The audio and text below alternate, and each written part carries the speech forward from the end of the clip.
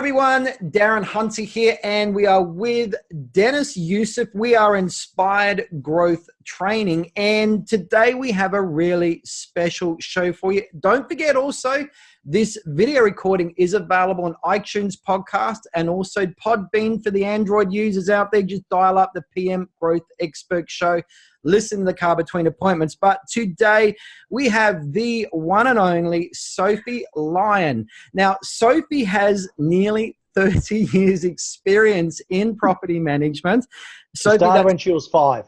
That's quite an achievement. Quite an achievement. And Sophie is seen as a general in property management. She's one of those people that is very, very well known, particularly in Victorian property management. Today, we're going to talk about acquisitions and buying property management businesses. Now, I just want to get some terminology out of the way because we've got listeners from Australia, New Zealand, and the United States. When we use the word rent roll, that also means portfolio as well, or group of managements, or rental properties that we've purchased. So that's the terminology we're going to be using today. But before we get into asking Sophie a lot of questions we got lined up, we want to talk about our sponsor. Our exclusive sponsor partners, which is EBM Landlord Insurance. Now, look, we've said it before, you need to make sure your owners have quality landlord insurance on board, not just landlord insurance. And one of the great things about EBM Landlord Insurance is their pet damage cover. Now, Sophie, you've got a very big rent roll or company that you're dealing with there. Now, Sophie, you told me before you dealt with a pet claim issue with EBM, and they settled it for you. What happened there? The tenants had a dog in the property that they weren't supposed to have. Used to allow the dog into the house quite regularly, and it decided that it would chew the bottom of all the cupboards in the kitchen. So they were completely ruined, and EBM absolutely supported the owner and got the whole thing rectified. Absolutely no mess, no fuss, really easy. So tenant didn't have the dog approved, so it was already against the lease and possibly the most expensive part of the house, the kitchen. Yeah. Wow. Yeah. And you see, we've got to be careful because pet damage is a very common exclusion on just about every other insurance cover out there. So you need to make sure you not only got landlord insurance, but quality protection that has the pet damage worked in, particularly in this day and age where I've learned over the years, people don't have dogs and cats anymore. They got fur babies and they come inside. So, well done. And thanks again to EBM Landlord Insurance for wrapping that one up quickly. But let's get started and let's start this journey. Actually, firstly, Dennis, over to you. Appreciate your time, Darren. So, Sophie, my time. What about Sophie's time? No, your time at the beginning. You're a great radio person. It's awesome. I'm glad you do all the sponsors stuff in the intros. But nice, you, Darren. look, it's an absolute pleasure having you, Sophie. So, I first met you at a conference, seeing you stand up and present, and you were actually one of the first offices I actually visited in the first year when I started consulting. So it's awesome to be able to have you on the show. That's like nearly 6 years ago, would you believe? It's quite crazy to think. It's actually possibly exactly 6 years ago. Oh, really? So, there you go. Yeah, it was about July. It was. There you go. July 2013 it was. Happy anniversary. Yeah, there you go. That's awesome. So it's awesome to have you on the show. We've had you present at Inspired Growth, the conference as well, and we've got you speaking this year as well, which I'm super excited about.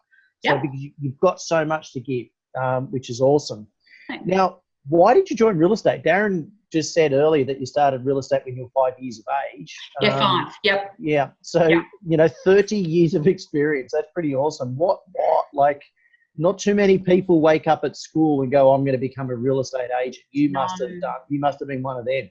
No, absolutely not. I really didn't know what I wanted to do when I left school. So my parents very kindly sent me off to do a receptionist course.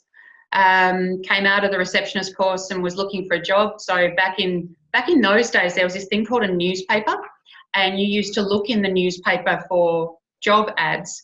I found one in there that wasn't too far away from home that was a receptionist for a real estate company. I went for the job. It was offered to me on the spot. I just assumed that if someone offered you a job on the spot, you took it. And I actually didn't even realise that I had to work Saturdays. So I worked every Saturday from 9 till 12. And I still maintain that if they had actually told me that bit, I probably wouldn't have taken the job. And then the rest is history. So very small company in Caulfield in Victoria, which isn't there anymore, run by a wonderful man named A.B. Weiser. And here we are. I think a lot of, people could resonate in they don't want to tell anyone applying for a property management or a real estate position the truth behind it, or no one would apply. So, very smart of him to, and you need to be grateful that he didn't tell you about the Saturdays, because the achievements that you've been through is just absolutely phenomenal. So, you've worked with some of the largest, privately owned agencies in Australia, and Jellis Craig, where you are now, it's you're certainly kicking some serious goals there. So, if you were to go back to when you first started in real estate, now I understand it's that reception position, but maybe when you first got into that property management position, what advice would you give yourself going into work on that first day, knowing what you know now? Probably to enjoy the ride a little bit more. I probably took it all a bit too seriously in the beginning, and probably beat myself up a little bit too much about things that maybe didn't exactly go the way that I wanted them to go. But real estate has been so amazingly good to me, and it's been such a great, enjoyable career that I would not say anything to discourage myself from pursuing it, most definitely. And actually, there's very, very little about my career over the years that I would change. So other than, just don't sweat the small stuff so much, that'd probably be it. Yeah, well, they certainly, whatever the rough times are, certainly prepares us and molds us into who we are today. It hurts sometimes, as real estate does do, but, we tend to forget there's so many joys and goodness in real estate as well. Yeah, absolutely. Yeah. That's how the three of us met, right? Was at a conference. That's, so, the connections that you get through real estate is just phenomenal. Sometimes we only look at the small, but you certainly do lead the way in the industry, and that's awesome. So tell us a little bit about, your position and your office now, what you're doing in your market. Then in Jellis Craig, you mean, what I'm doing? Yeah. So I head up the property management division of the Burundara Group. So we've got 3 offices in Hawthorn, Glen Iris and Baldwin. Got just under 3,000 properties under management. I've got a team of about 34. And so, that's pretty much it, I guess. But my role is basically to oversee it. It's strategy. It's, where to from here, long-term vision stuff, developing people, developing the team. Just enjoying what I do, really. Brilliant. Cool. All right. Let's just move questioning now, Sophie, to rent roll acquisition or buying rent rolls. Now, you've told me that in your career you've been involved with about 12 rent roll acquisitions, totaling around about 2,500 properties. And the largest rent roll or portfolio that you've been involved with the purchase was 850 at one time, which is quite a mean feat. So we're going to just break these questions down into 3 key areas. Number 1, buying a rent roll, what to look out for, some of the tips and tricks there. Also, we're then going to move to due diligence and the importance of that, and then get into settlement time. Now we've got the portfolio on board and just bedding it down on some of the key issues there. And one thing I want to say to everybody, I've been involved myself in 16 rent roll acquisitions. They can be an amazing learning curve for anyone with a career in property management. They can very much break you very quickly if it's done wrong, and can cause all sorts of problems and chaos. And each one has a different degree of difficulty and a new learning curve every time. I would say probably 1, maybe 2 out of the 16 that I dealt with were generally pretty easy. But the rest were quite difficult. So let's just go through your journey. And I think this podcast is going to be great for anyone that's considering taking on and buying a rent roll at the moment. Certainly in Australia, there's a lot of principals retiring, and there's a lot of acquisitions going on. So, okay, let's talk about, okay, you're ready to go. You want to get some growth, but you're going to go out and buy a rent roll. You're aware of a rent roll that's in a market area. You know, what are the sort of things that we need to be looking out for, Sophie? You know, you've mentioned here that, the high-priced rent roll and the badly priced rent roll. Help us with that. What are some of the learning curves you've had? There's benefits to both. I don't think that anyone should be scared of taking on a rent roll that has been poorly maintained, or that the property manager disappeared a few years before and the principal's been trying to keep it running and really hasn't been able to. They can actually deliver quite good benefits into your company, because if they haven't been communicated with, they haven't been looked after, it's actually quite an easy step to bring those clients back around, because they've got such low expectations of the management that they have at the moment, that if you come in and start communicating with them and start delivering to what you think is a perfectly normal standard, for them that may be far and away above what they've experienced before, and so straight away you've bedded in that loyalty from that client, because they can see that you're better at what they have experienced previously. So you really got to have a look at and see how well have these owners been looked after. And I absolutely agree that if your standards are here and your level of customer service is here, but that particular business has had the standards here and the owners are used to that, going from here to here is a good thing, but it's not good the other way around. That's also what I've seen. A lot of damage has occurred where the new purchaser has not been able to maintain the customer service levels and communication points, and the owners have been disappointed, and that's resulted in a lot of loss as well. Mm-hmm. Absolutely. That's where you've got to weigh one up against the other, and probably look at the synergies of the business and where you feel that you can actually deliver better or equivalent to the agent that you're taking over. If it's an extremely well-run business and therefore you're paying at the top price range, you want to make sure that your retention is going to be really good, because otherwise it's just wasted money. You're just losing it straight out the door. Yes. Yeah. Well done. And I suppose the reason why a person's selling as well, someone retiring or someone not coping, is two different things to look out for. Yep, absolutely. Retiring, it could be a great systems in place, et cetera. Or property management has retired them, So but certainly, you've got to look at all things, don't you? So let's talk about staffing issues as well. So at this stage, you may, the owner has said, hey, look, I've got some staff that I want to bring over with the purchase, or, share your experience there, Sophie, in assessing staff. Well, it's not just whether they're good at what they do, it's whether they're going to fit into your culture as well. Especially coming from a small company, what I have seen in the past is people coming from small companies who are very used to doing things the way that they want to do them. So if they're a one or a two-man band, that they'll have their own processes, procedures, they'll do things the way that they want to do them. They come into an organisation like ours, which is a relatively big machine, and we start saying to them, oh no, you don't do that, that person over there does that. You don't do that, that gets processed automatically. And they struggle with that, because suddenly they're being moved into an environment where they feel like they've lost a bit of control. So that can be quite a delicate one to be able to transition people through.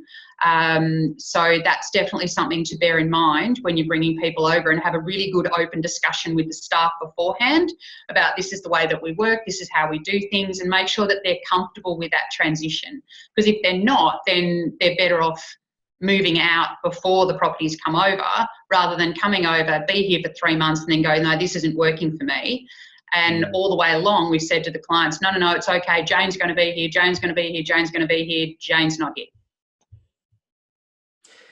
Another question too is reason for selling. At this stage, you've likely been told, or you're aware of their reason for selling. What are some reasons you really need to pay attention to and use caution with? I think The retirement one is probably, as Dennis said, probably one of the easier ones, because that's an easy communication to have with the clients, that this is the reason this is happening. I think possibly one of the ones to watch out for would be, and at the moment this is something that's happening in Victoria, that a lot of agency principals are choosing to sell their rent rolls because the market has been going very badly down here for quite a decent period of time. So the logic is to get a cash injection into the company, and then you'll worry about building up the rent roll later.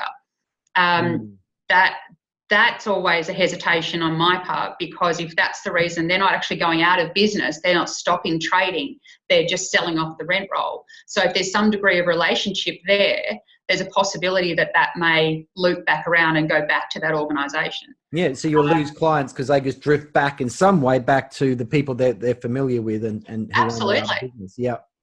Another one that I got caught out with in the past was the principal was selling. He was selling to a couple of the salespeople. So he sold off the rent roll. The salespeople still had the relationship with a lot of those clients because they put them onto the rent roll in the first place. Because the company then changed hands, we had no recourse against that company, because when you are buying a property and there's due diligence and contractual obligations around not poaching, that was a completely different company that had now been set up, different company name, et cetera, et cetera. So we actually had no protection around those properties then being poached. You couldn't put any restraints in place against those people. But the restraint didn't apply to them. Yeah, that's an interesting pitfall there. Very interesting. Yeah. Okay. All right, moving on. So, okay, and now let's talk about, how important is due diligence, Sophie? And you've got a lot of years of experience. You said you go and do your own. Yeah, absolutely. It's my preference to go in, because I know what to look for, and I know what to look for quite quickly.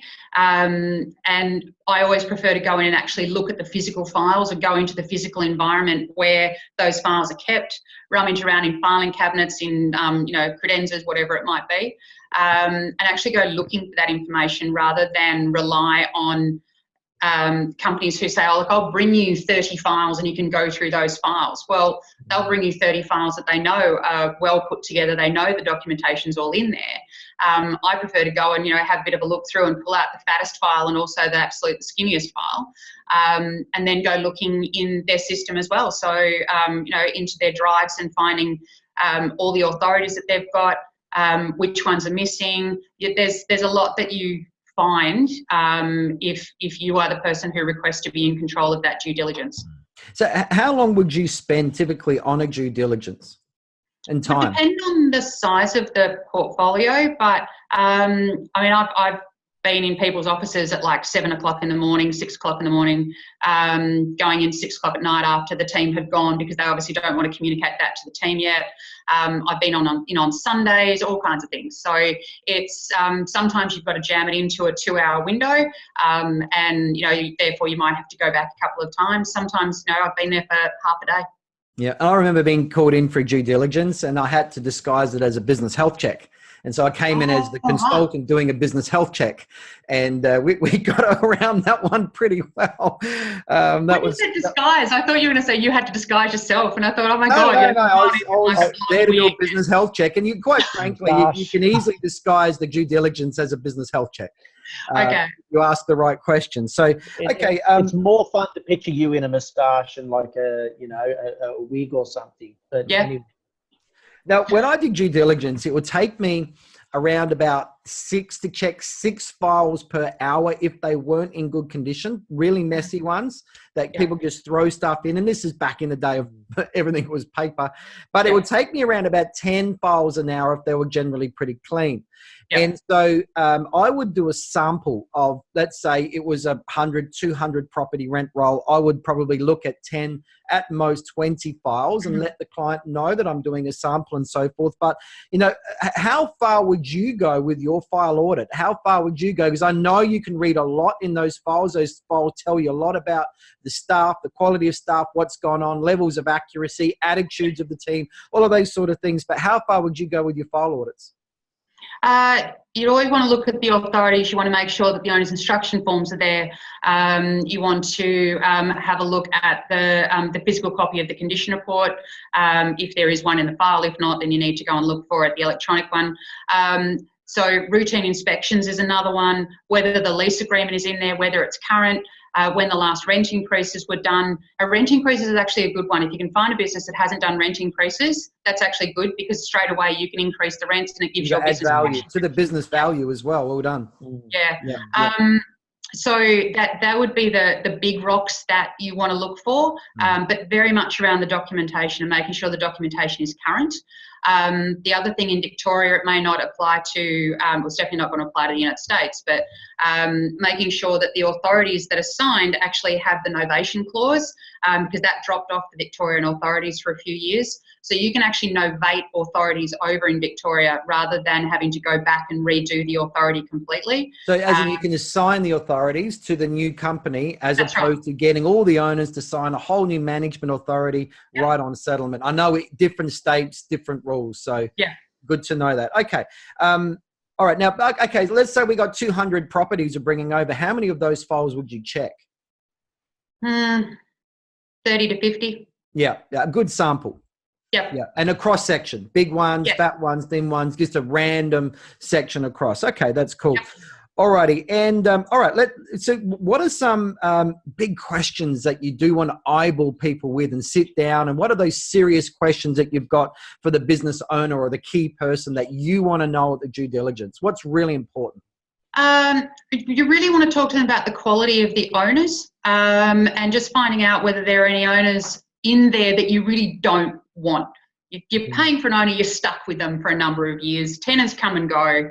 I'm not going to say the word that I said before. You guys can say it. I just can't bring myself to say it on a podcast. Sophie said you got to look out for the assholes. and let's be serious. Difficult owners are difficult all around.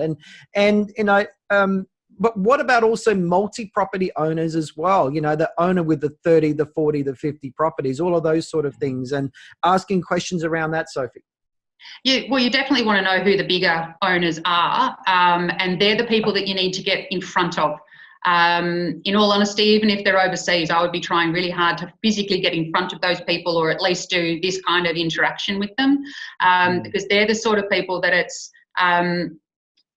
it's a business for them. So it's in most of the environments, it's a business, but they may also have very tight relationships with the existing staff. And so that transition can be very difficult. So they're definitely the ones that you want to get in front of and build up the love with very, very quickly. Also, I think with the ownership side of things, you want to find out whether there's properties that are owned by family or friends or staff in there. Because if the staff own the properties and then you're paying for those to come over and then the staff leave, you've immediately lost that money. So you really want to make sure that you ask those questions. If there are properties that are poorly maintained, you want to know about that, because you want to make the decision as to whether you do actually want to take those properties over or not. And you do have the discretion to pick and choose. A lot of people will say, no, you take the whole lot or you don't take it at all. If there's 3 properties in there that you don't want to take and the whole deal is going to fall over because of it, generally you'll be able to work around that in some way, shape or form. Also, if there's VCAT stuff coming up. So pending hearings and complaints. Let's talk about that. Let's talk about difficult situations that could be, you know, just bubbling away. You know, how do you ask those sort of questions? Just ask it straight out.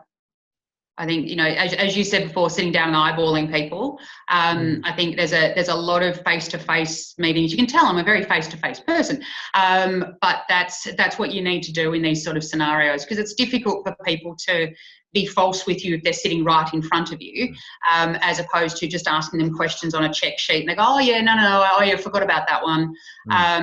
You need to know. So I eyeball them and say, I want to know about outstanding issues. I want to know about outstanding complaints, possible outstanding or possible litigation that we're going to have to deal with. What about negligence or payouts that have to be done? All of those sort of things that are the loose ends that are still not tied, that are going to come over on settlement. Okay, so if you were to go to, if there was a hearing that was coming up in, let's say, 2 or 3 weeks or something, and does that property then come off the purchase? What happens? What's the No, process? no, it's purely just so you know what's happening. I mean, there's always going to be VCAT hearings going on within any portfolio at any given time. I mean, that's just that's logical. But it's the sort of stuff though. Is it the tenant taking the landlord, and in turn is that landlord going to try and push that back onto the agent in some way? We've seen that happen over the years, that the agent's the one that actually perhaps they dropped the ball for whatever reason, and so the only way that the tenant has recourse is to make the claim against the owner, and then the owner's going to bring it back around. Sure. So those things you need to make sure that you are aware of, and that there's some allowance provided for either in the contract, or making sure that the professional liability insurance is maintained by the outgoing principal. So if anything does come up over the following years, that you have recourse to be able to go back and claim that. Yep. The fees and what are you looking for when you're checking out the fees that they charge? A fee is good. As opposed to like it helps. You're looking for as well. I know of agencies where there's no advertising charges, there's no marketing charges to their owners. So I know as a fee maximizer, and that's my forte, I have to wait a whole 12 months and carry all of those fees. And just be aware, you have to wear them and finance and carry that through to a point where you've got the trust, and then you can be asking owners for more. Yeah, then you can start pushing it forward. In Victoria, again, at the moment, I'm sorry, I'm going to be a little bit Victoria parochial, but there's a tendency at the moment, there's a couple of agencies down here who are going in with 3, 6 or 12 months commission free in order to get the business on. So, that's something that you need to be aware of as well, making sure that there isn't a whole lot of properties that are sitting in there that you're actually not going to get any income for. Yeah, that's interesting. Look, I was part when I was at Integrity Real Estate. They purchased 12 managements from a company. Apparently, our company had a good BDM that was taking a lot of business for them, and they only had 12 left, so they decided to sell them. Right. I don't know who that was, but anyway, I was at a property and I was pitching for the business, and the owner rang me up the next day and said, "Look, I'm signing with the said company." And because they told me you guys are buying it anyway. Now, I wasn't aware as the BDM of this particular purchase that was going on, and the other company had lowballed the fees, right, just to win the business to get that sale over the line. So I went to my boss and said, A, why didn't you tell me about this? And B, this is what's happened. So my boss CC'd me in an email to the other company that they were purchasing from, and said, you actually told the owner that we would be managing it anyway and lowered the fees, just so you know, if you do sign it, we won't be buying it. So, I mean, they're things that you need to be aware of as well. Yeah. Dirty tricks. Fascinating. Yeah. Sophie, let's talk about due diligence again and staff. Now you might be bringing some staff over. What are some things you're looking out for? Touching on that like we did before, making sure that they're a good culture fit, and that they will adjust to the different environment that you're in. I have been part of part of a sale before where the staff were actually incentivised to stay on for the retention period by the seller of the rent roll, and they got a benefit at the end because they actually managed to keep the retention extremely high, which was good. It was a great thing. But at the end of that 3 or 4 month period, they both exited the business, and that was always their intention to exit our business. But we weren't made aware of that. So if you are going to incentivise people to stay on, I think it's better to be open and honest about that with the client.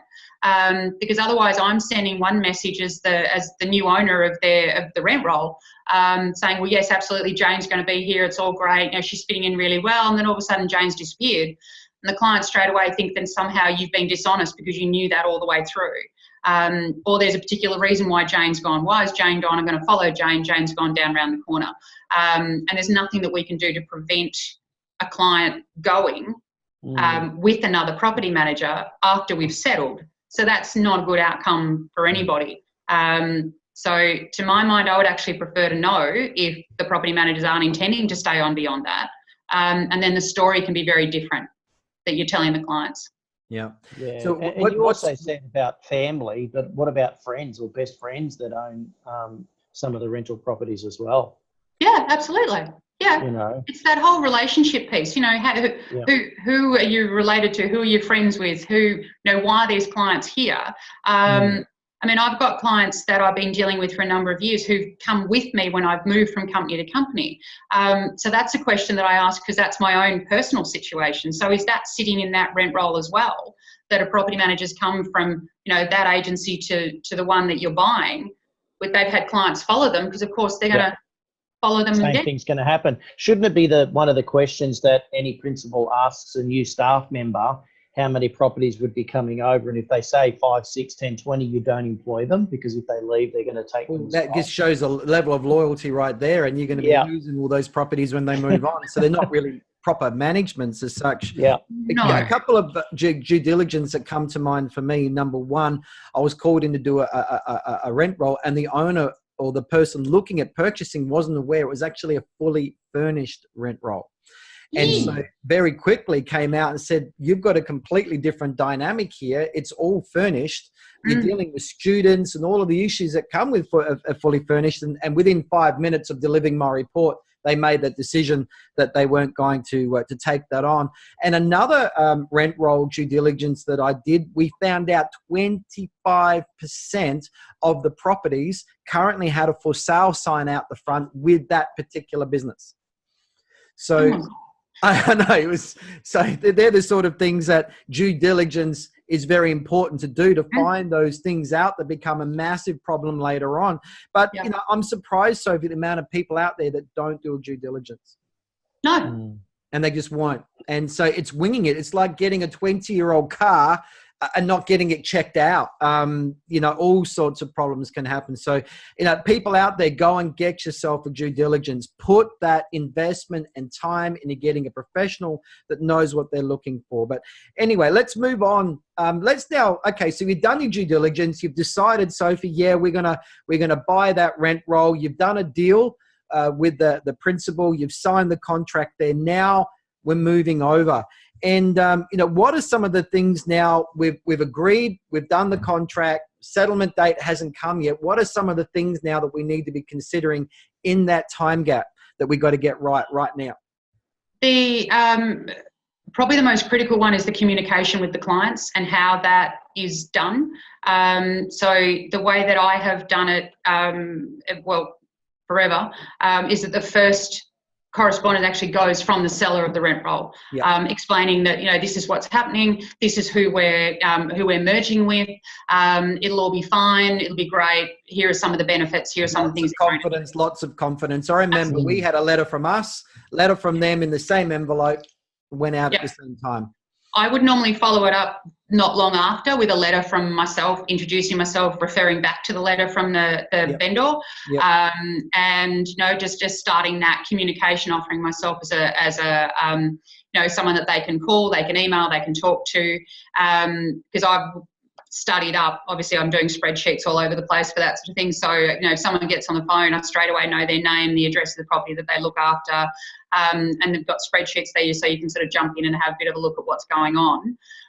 So that's probably one of the most important parts of it. Secondary to that would be the integration of all the information that's sitting in the system of the vendor or the seller at the moment, and how that's going to get into your system. So are you going to be able to integrate that? So is it going to be a data transfer? Or if your system isn't able to do that, does it mean that someone's actually got to sit there and enter all of that data manually? Which I have had to have my staff. I was going to say I've done it. I haven't done it. My team's done it in the past. You've outsourced that? Absolutely outsourced it. Or some of the data comes across, but there's still other stuff that has to be manually absolutely as well. It can be quite messy, can't it? Very stressful. Yep, you got to sit down and make sure that all the critical points of data are in there, and then on the day of settlement, just jump in and update all the paid to dates so they're correct.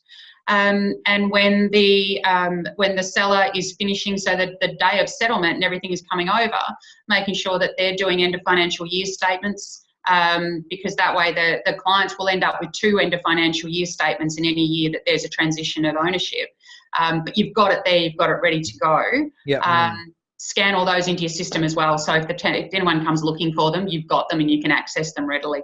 Yeah. And I think working with the patterns, Sophie, you and I had a discussion, but we're used to getting in contact and having access to those new owners before settlement. But I know there's other deals out there that they won't allow the purchaser, the company that's taking over, to go anywhere near, talk to those owners until settlement. But at settlement, or immediately after settlement, or in your case before settlement, how many owners should we have already spoken to, or should be speaking to, as soon as we can by phone? How quickly, other than letter and communication, that's an absolute given, that's essential, but how many people should we be speaking to and connecting by phone? Oh, as many as you can get a hold of. It's all about to my mind, it's always been that I want the client to feel like they're involved in the process and they actually have a choice in it. I don't want them to feel like it's something that's been done to them or is happening to them. They feel like they've been complicit in all of this rather than it being pushed on them. So that communication piece is vitally important, because you need them to know who you are. You need them to know that you're a real live human being. You're not just a nameless, faceless piece of paper, that you do care, that you are invested, what your role is in the company, how long you've been there, what your experience level is. Now, if you need to push that out amongst the team, that's fine as well. But the person, there should always be like a central point of contact who is very aware of everything that's going on. So if the clients are getting a little bit frustrated, they can be pushed onto that person, which normally is myself, and I can have that conversation with them and really drill into what their concerns are. And try and alleviate those straight away. If they're not gelling with the property manager that we've given them to, fantastic. Tell me that and I can move you to somebody else. Yeah. Well, you've really got to treat this like new business, as if you're chasing a brand new lead coming in the door. In transitioning, they've got to get that trust with you as well. And, I'm all for picking up the phone rather than sending an email out. So it's always the best way. But there you go. Let's talk about issues. Now, how quickly do we need to be getting hold of the issues that we need to know now? And I always saw it as bushfires. You're going to get big bushfires, little bushfires. How quick, what sort of issues are you really want to be all over like white on rice right now? If there's extremely high arrears issues or anything like that, if there's forthcoming VCAT hearings because the owner wants possession, you need to be across those. To make sure that the timing is done properly, or you're across it if there's a drama. Anything that really is of importance to the client is probably the thing that you need to grab hold of. So if the other agency is telling you that there's this particular client and they always want to make sure that they get all their rents in on the 15th of the month, you need to go back and make sure that you've got all that set up. So there is a lot of communication that needs to go on between the people that you're purchasing the rent roll from, drilling down into tiny little things like that, because it's tiny little things like that Mrs. Smith always wants her statement on the 15th and she won't come and pick it up. We've got to deliver it to her. Okay, if you've got to deliver it to her, you've got to deliver it to her. But if it means that we're going to hold on to Mrs. Smith for the next 12 months, 2 years, 10 years, whatever it is, because it will be tiny things like that will annoy people, and they'll go, well, you don't know me at all. You can tell me that you're great at all of this technology stuff, but you don't know me and what I need, and so I'm going to go somewhere else where they do. Yeah. Yep, that's cool. And how do you deal with those owners that say, hey, we weren't given choice here, or getting to know who those grumbling owners are? Help me through that one. They tend to come out of the woodwork pretty easily, to be honest. The ones who will grumble, the ones that you probably need to worry about more are the ones who don't. And they just kind of sit in the background, which is why that communication within the first 6 months needs to actually be pretty strong, that you are going to have the opportunity to pick up on those things, and really alerting the property managers to it as well. So as soon as, if they're having a conversation with Mrs. Smith and she even sighs, or you can hear her rolling her eyes on the phone, it's kind of like, you need to tell me that. I need to know, because then I need to get on the phone to her and find out what's going on. Okay. As a landlord myself, if the company had sold to another company, I'd be on the phone straight away. I'd be one of those bushfires I'd be creating. Yeah, you would. Yeah, absolutely. But because to me, I never signed with the company because of the relationship I have with the property manager. I signed with the company because of the systems and procedures. Because I helped put them together. So, and I'm sure that's going to come. It's not just about relationship with the PM. It's about, well, what systems have you got? I signed with them because of, you came to my house and I chose ABC over Jellis Craig. So why should I come to you? Yeah.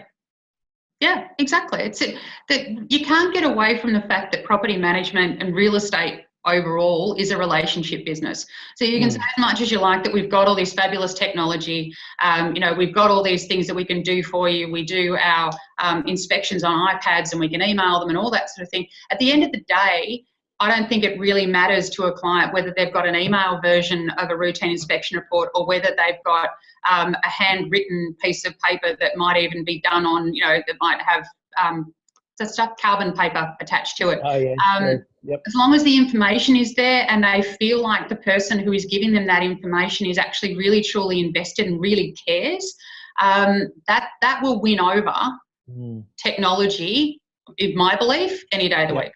Yeah. Okay. So Sophie, let's continue on with this. Now, we talked about staff when we're looking for a rent roll and things we've got to consider. We talked about the due diligence. Now we've got the staff. What are some of the issues that we really need to be looking out for and making sure that those people are fitting? Again, it's just about talking to them. It's about making sure that they're inducted properly, that they understand what the beliefs and the values of your company, the company they've come into are. I think people pay a lot of lip service to that, and sometimes it's a bit of rhetoric, but I actually believe in it, and I think that it's important that people get where you're going as a company, that the level of expectation you have around customer service, that you get that each client actually they're a human being as well as a dollar sign. There's so much that needs to sit behind it for people to actually make the decision as to whether they want to come into the company or not. I've heard plenty of times our office it is a beautiful office. I don't want you to come here because you think the office is beautiful. I want you to come here because you actually you have found that your values are aligned with what we're trying to achieve as a company. So I think that's having those conversations with people early on when they're joining the company, I think is incredibly important. Because again, they haven't had the choice. It's happened to them. They've been told that your job isn't with John Smith Real Estate anymore. It's now with Jellis Craig. Off you go. Like, well, hang on a minute. What does this mean? You're in your 3-month retention, for example. You've taken over the staff. They've come as part of the acquisition. But you can see that these people are not fitting. In fact, they don't really meet the level that you need them to be at. What are we doing now? What sort of action are you taking? Well, I think if they're not fitting and they're not the right people, I don't think that there's any difference between someone that you've employed through Seek or someone that you've employed through an acquisition. You've got to make that call. That's the responsibility of the business owner, to make sure that the people that are there actually fit in properly with the business. You're not doing the right thing by anybody, I think, if you try and hold on to things for too long. Maybe it'll change, maybe it'll change, maybe it'll change. And then you end up 12 months down the track and nothing's changed. Yeah. So if the person who's come across has got a poor attitude, or their levels of customer service don't live up to what yours are, they're just generally disinterested, or they're just not nice people, I just don't think that they're the right fit, and you want to move them on. Okay, let's put one on the table: staff poaching properties. Oh yeah. Yeah, and what are some key points around that? How you deal with that? Well, again, in Victoria, if they're not a director of the company, there's very little that you actually can do. Unless you can prove that they've actually taken documents from the company that have given them names, addresses, phone numbers, etc. I think you've just got to really work hard to hold on to the clients and make it uncomfortable for the client to leave, more so than the property manager being able to ring them up saying, hey, it's all great and glorious over here, or I've gone here and you should follow me. There's going to be a certain percentage of clients who will do that, but overall, I think if the service continues and there is very little rough water between the changeover, I think you can hold on to the clients pretty successfully. Yeah. Okay. Well, I reckon, Sophie, that was a really good session. Thank you so much. And Dennis, any more questions before we wrap this up? No, I don't. It just continues to shine that, Sophie's got a wealth of knowledge, as anyone watching can see. She wasn't reading any notes, just certainly speaking from experience. When you take on rent roll acquisitions, certain things get burnt into your heart, mind, and soul. Yeah. I mean, what really stood out to me is it's like new business. It's all about onboarding that client. Absolutely. It's like lots of communication. Yeah, you want to win more business. You've got to sell the services of your, your department, and you still got to win them over to transition and sign with you. It's all the same. Just doing it multiples at a time. Yeah. You've also still got to go and do the rent reviews, visit the properties, ascertain if you want the tenants. There's obviously a lot that you've got to do. Just like if you're taking over one management with a tenant already in place. So So let's wrap this up, guys. But thank you so much, Sophie, for your wonderful depth and knowledge of expertise. I've been, admired you as an expert for many, many years, and just want to say thank you so much for your time. Thank you very much, guys. Nice talking to you. Thanks, Sophie. All right, take care.